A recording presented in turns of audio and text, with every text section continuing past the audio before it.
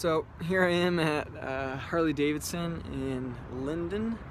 You can zoom in there. Just met with Roney. He's the former VP of NuSkin. Now owns this Harley Davidson shop here. Met with him and one of his lead managers, and I asked him a couple really interesting questions, and I got some really interesting responses. The first one I asked about was being in his position, what things does he see that most people do not see?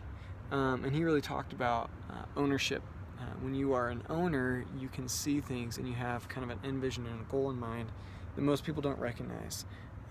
So he kind of talked about some of his sales guys and how they're very short-minded of, what's the next sale, how can I do this, rather than building a brand, building a reputation, saving that money for the future, for their family, things like that.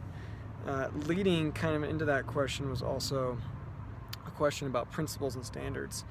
And Brooke is LDS, but he mentioned that this principles from the gospel relate to life. They're not just gospel principles. When aspects of your life are in harmony with what you believe in your morals, you actually perform better.